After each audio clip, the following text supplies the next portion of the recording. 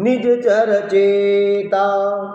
द्वितीय स्कंद की कही कर गाथा, कहूँ परीक्षित से मुनिनाथा।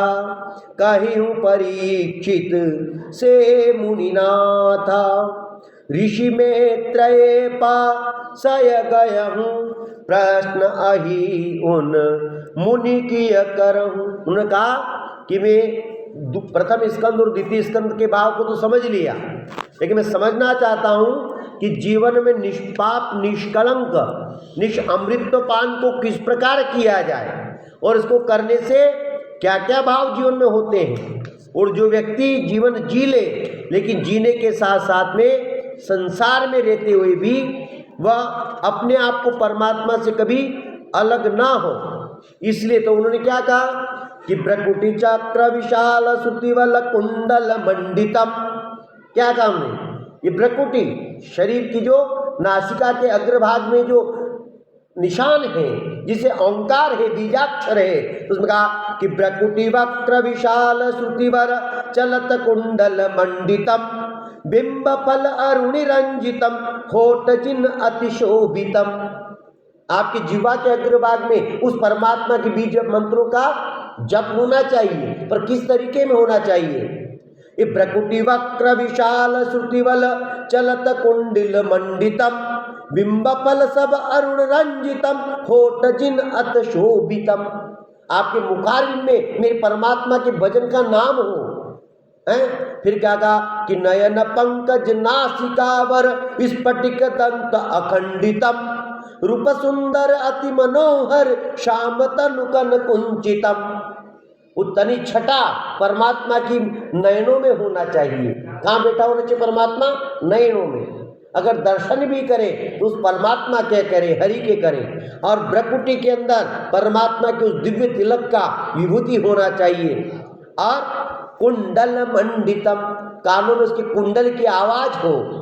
बिंब फल सम अरुरंजितम होठ जिन अतिशोभितम। नयन पंकज नासिकावर स्फटिक दत्त खंडितम। रूप सुंदर अति मनोहर श्याम तनु कुंचितम। मेरे श्याम की ध्वनि हृदय के अंदर निवास करती हो। ऐसे परमात्मा के भजन करो, और ऐसा भजन करने से आपका जीवन धन्य हो जाता है, कृतार्थ हो जाता है। इसमें कोई संदेह नहीं, और संदेह रखना भी मत। और जो संदेह नहीं रखता है वह संदेह न रखने वाला प्राणी परमात्मा को प्रिय हो जाता है, मेरे गोविंद का दास बन जाता है, मेरे श्याम सुंदर का दासत्व स्वीकार कर लेता है। और जहाँ गोविंद की निगाहें हो, जहाँ गोविंद स्वयं निवास करता हो, जहाँ गोविंद की कृपा हो, जहाँ गोविंद स्वयं लालन पालन करता हो, उसके जीवन में दुख कैसे आ सकता है? आने का तो प्रश्न उठता ही नहीं, क्योंकि गोविंद गोविंद है। और गोविंद को हमेशा याद रखो कि हृदय के अरुणा भाव में भज गोविंदम भज गोविंदम भज गोविंदम मूढ़मते। भज गोविंदम भज गोविंदम भज गोविंदम मूढ़मते। भज गोविंदम भज गोविंदम भज गोविंदम मूढ़मते। जल भवदुत्तर देये चित्तम शिव हरि चरणम अन्योपायम नहीं नहीं सत्यम। अन्योपायम नहीं नहीं सत्यम। गे गे सर्वं नित्यं। भज गोविंदम भज गोविंदम भज गोविंदम मूढ़मते। भज गोविंदम भज गोविंदम भज गोविंदम मूढ़मते। जहाँ गोविंद को भजन किया जाए, गोविंद को याद किया जाए, तो आनंद ही आनंद होता है। ये कहते हैं पार जावत सिंधु भव के गात सुन के यह। पात हरिपद प्रेम पावन पाप हर नर यह।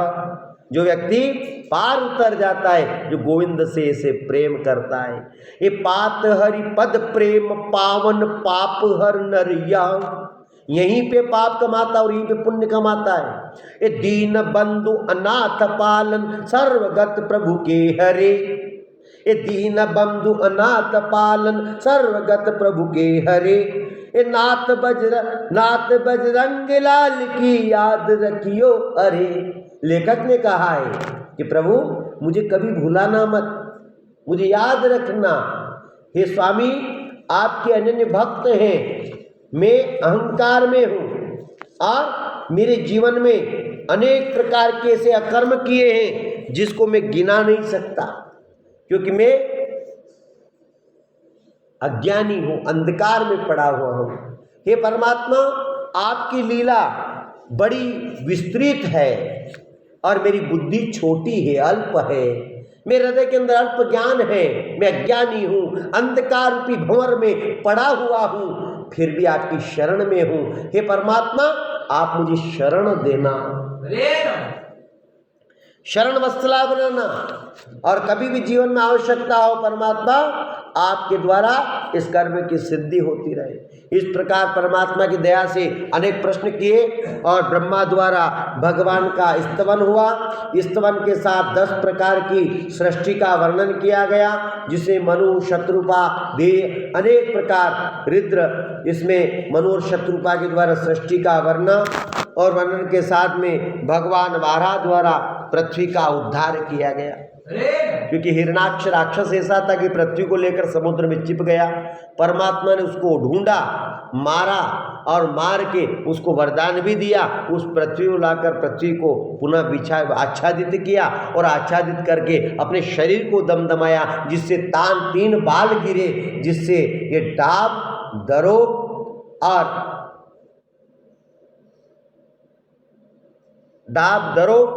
और स्वरूप में अनेक चीजें प्रकट हो गई,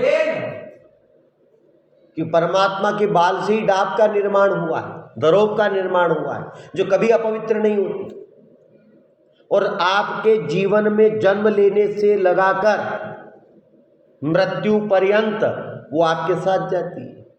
व्यक्ति का जन्म होता है तो डाब का प्रयोग किया जाता है, सूतक हो तो डाब पानी में रखा जाता है, ये बात पता है। उसका मुंडन संस्कार किया जाता तो डाब रखा जाता है,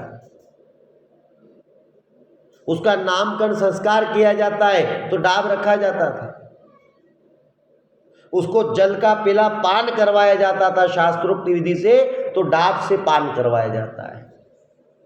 और दरोग आपके यज्ञ में, आपके हवन में, आपके पूजा पाठ में, आपके गजानंद को प्रसन्न करने के लिए उस दरोग को चढ़ाया जाता है।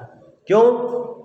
क्योंकि वो परमात्मा का अंश है, और पृथ्वी का उद्धार उन्होंने किया, और पृथ्वी के उद्धार में इस प्रकार दिति और कश्यप का संयोग, 7 विष्णु पार्श्व का ब्रह्म श्राप, जब देव ऋषि, देवतुल्य आत्मा, शूल्यावस्था की आयु वाले देव आत्मा ब्रह्मात्मा के यहाँ भृगु ऋषि दर्शन करने के लिए गए, सनत कुमार सनंदन, तो वह दर्शन करने के लिए जा रहे थे। उसी समय भगवान विष्णु के पार्षदों ने उनको रोक लिया, तो उनको श्राप मिल गया, जिसमें जय और विजय नाम के 2 पार्षद थे। परमात्मा का भी उसमें अपमान हुआ, ब्राह्मणों को श्राप भी लगा, और साथ ही साथ वह राक्षस प्रवृत्ति को प्रकट हो गए। विष्णु पार्षद वैकुंठ का पतन हुआ, और हिरणाक्ष द्वारा दिग्विजय, पृथ्वी का आगमन, इस प्रकार वारा, परमात्मा की दया से वारा अवतार पृथ्वी का उद्धार करके पुनः उन्हें स्थापित किया। इस प्रकार हिरणाक्षवध, क्योंकि यह जो हिरणाक्ष और हिरण्यकशिपु नाम के जो 2 राक्षस हैं, क्योंकि एक बात बताऊं मैं आपको कि लोहा लोहे को काटता है। कौन काटता है? लोहे को काटता है, और लोहा ही एक ऐसी